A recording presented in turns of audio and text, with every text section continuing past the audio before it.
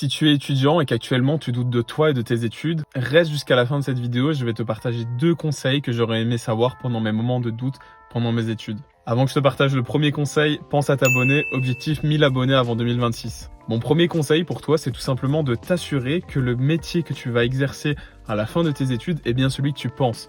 J'ai vu trop d'amis faire toutes leurs études, arriver à la fin, leur premier stage en fin d'études et être dégoûtés parce que par exemple le métier de professeur, le métier d'instit, le métier d'avocat, c'était pas ce qu'ils pensaient réellement. Et donc s'il te plaît, assure-toi que le métier à la fin de tes études ce sera le bon pour pas arriver dans ton stage de fin d'année et être dégoûté parce qu'en fait le métier c'est tout autre chose, ça ne te plaît pas.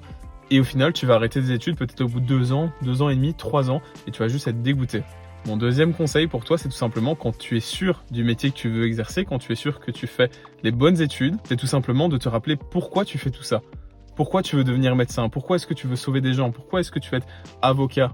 Et en fait, quand la finalité est sûre pour toi, ça te permet de traverser n'importe quel moment de doute ou de difficulté. Si tu es sûr que demain tu vas être médecin, avocat, électricien, que tu es sûr que ton idéal de vie c'est de sauver la vie des gens si tu es médecin, ah ben en fait ça devient ok d'étudier des heures et pendant toute la nuit parce que tu sais que c'est ça ton objectif. Donc s'il te plaît, pose-toi la question. Pourquoi? Structure ta vision, rappelle-toi tes objectifs à long terme et ensuite fais juste le travail, prends sur toi, trouve ton équilibre de vie et bosse pour atteindre ton objectif qui pourrait être par exemple de devenir médecin.